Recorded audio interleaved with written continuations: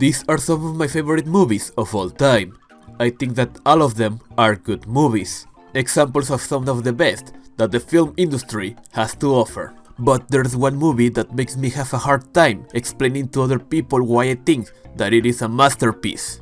This one, the SpongeBob SquarePants movie from 2004. And wait a minute, I know what you're thinking, where the hell is my Spider-Man video? Truth is, I just made 5 Spider-Man videos consecutively. I want to let Spider-Man rest a bit, while I come up with new and original ideas for new videos. Also, the actress that plays Ursula in the Raimi trilogy is here, so this might be a Spider-Man video after all. Plus, I have searched for a video that makes justice to this masterpiece, and to be honest, I don't think that I found one. Don't get me wrong, most of them are good videos, but I think that I can do better, or at least try to tell why I think that this movie is a masterpiece, and one of my favorite movies of all time. But, before starting the video, only 8% of you guys are subscribed. So, if you're enjoying my content, give me a like, click the subscribe button, and leave in the comments your favorite SpongeBob character. Thank you so much for watching, and with that out of the way, let's begin! I think that before starting to talk about this movie, or SpongeBob for that matter, I have to talk about the man behind the sponge. Stephen Hillenburg. Did you know that he used to work at a fast food restaurant? Stephen Hillenburg was a marine biologist. He dedicated most of his life to studying the sea. It seems that the creation of SpongeBob was inevitable, but young Stephen didn't know that. He was a simple man, like few nowadays. He had a dream of living out of his art. His first works in the animation show that above wanting to create entertainment, he wanted to give lessons to the younger generations. Above all things, Stephen Hillenburg had a heart of gold, maybe a bit too innocent, but does that make him less of a man? Bear this question with you, it will be important. Stephen Hillenburg created SpongeBob when he was 35 years old. The SpongeBob directed by Stephen wasn't just the most imaginative cartoon of all time, it was a landscape of how Stephen saw the wonders of the world. SpongeBob is a character that sometimes is too kind for his own good, because above all things he seeks to help people, even if that turns out to be for the worst sometimes. SpongeBob might look like a character that doesn't grow, and most recently Nickelodeon does the absolute worst to milk this character. But bear in mind that this movie was Stephen Hillenburg's way to finish the tale of SpongeBob SquarePants. This movie starts with SpongeBob having a dream, having a life goal. Our goals are shaped by our environment and by the people that surround us. Most of the time, our relationship with those people will determine if we get a shot to accomplish our goals. This movie starts with SpongeBob dreaming about being the manager of the Krusty Krab 2, and then the movie starts with SpongeBob displaying his SpongeBobness.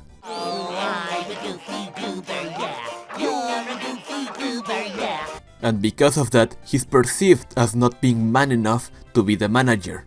And that brings the question, how a real man looks like, is something that the movie starts to display with various examples, but let's not get ahead of ourselves. SpongeBob doesn't get the job as manager of the Krusty Krab 2, and that leads him to be depressed. Something that surprises me about this movie is that it's bold. I watched this movie when I was 8 years old for the first time, and it didn't impact me as much as it recently did. I was a kid, so I didn't understand much of the context. SpongeBob gets drunk in this movie, not literally, but it's implicit. And damn, I will go as far as to say that no studio will allow that in a kids movie or show nowadays. I've got something to say about Mr. Krabs. I like this detail because it depicts really well depression and avoidance in just a single scene. I will go as far as to say that this is mature. The setup of this movie is simple. SpongeBob doesn't get the job that he dreams about, we already discussed that. And Plankton steals the crown from King Neptune and frames Mr. Krabs. SpongeBob arrives just in time before King Neptune executes Mr. Krabs. He offers to return King Neptune's crown back to him, in exchange for sparing Mr. Krabs' life. But everyone laughs at SpongeBob, because King Neptune's crown happens to be in the most dangerous place in the world, Shell City. And if no man is brave enough to go there, then SpongeBob doesn't seem like the most reliable guy to go there. But against all odds, SpongeBob and Patrick decide to go to get King Neptune's crown back, and just with this simple setup, the movie starts. I'll tell you, this might look like a simple setup, but it is its simplicity what allows complex things to happen, because with this simple setup, SpongeBob goes through a journey that will reveal his real identity. What is a real man supposed to look like? If you try to answer, you might think of something resembling toxic masculinity. This movie gives us various examples of how a man is traditionally supposed to look like, and no one resembles this better than Dennis, the mercenary hired by Plankton to kill SpongeBob and Patrick. Dennis resembles what many people think when they imagine a man. He is cold, violent, and badass. He's the opposite of what SpongeBob represents. And this brings the question, is SpongeBob less of a man for liking goofy goobers? Is SpongeBob less of a man for being kind and caring about others? The movie tries to make us think that yes, and we see various examples of this through Mr. Krabs, Squidward, and Plankton. And especially the bar scene, where SpongeBob and Patrick are considered less because they are just seen as kids. And no scene represents the opposite of this better than after Mindy, King Neptune's daughter, makes SpongeBob and Patrick believe that they are now real men, just because they have mustaches. And now they think that they are invincible, and they could have died, and they didn't just because of pure luck. Thinking that you are invincible because you're a man is the peak of toxic masculinity. After almost dying because they thought that they are invincible, SpongeBob and Patrick end in Shell City, but they don't know that.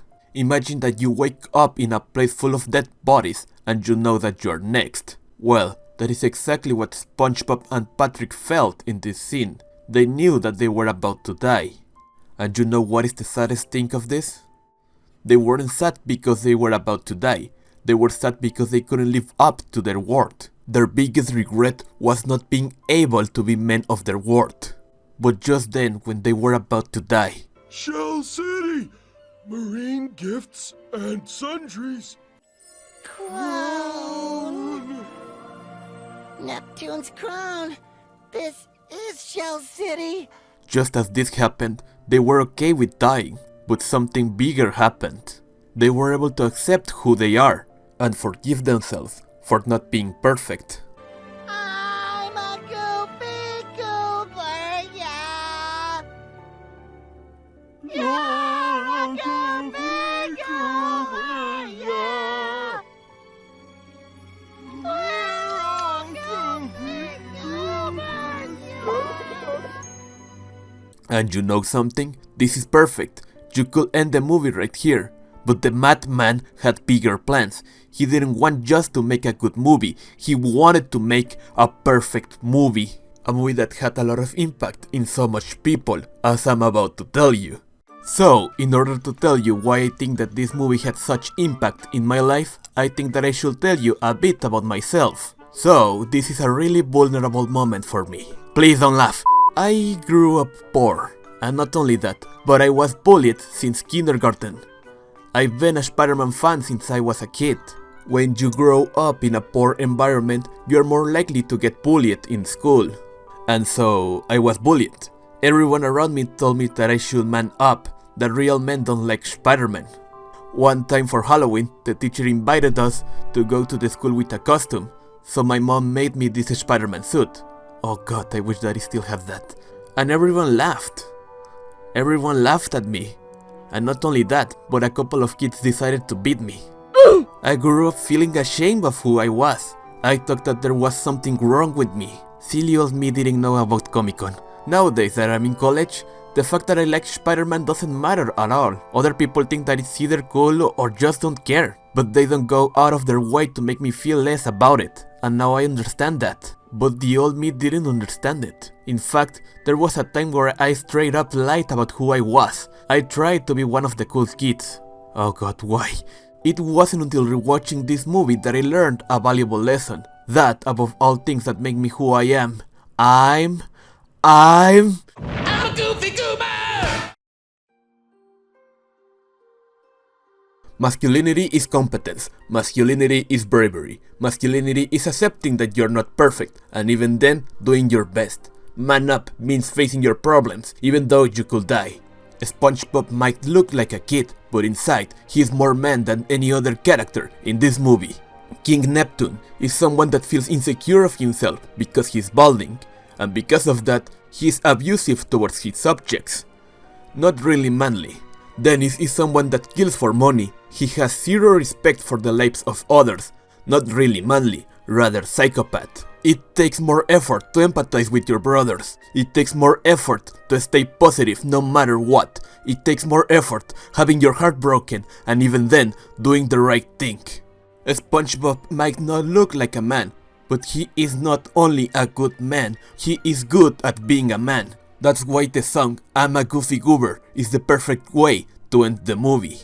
SpongeBob singing that is more than just a goofy way to end the movie. SpongeBob is finally learning to accept himself, and that is millions of times more powerful than any device that Plankton could make. This is not the perfect finale for SpongeBob. This is the perfect finale.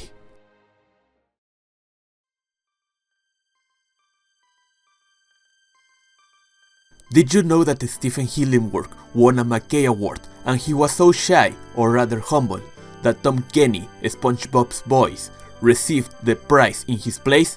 I didn't. Did you know that Stephen Hillenburg funded the United Plankton Charitable Trust, a grant to help art students? I didn't.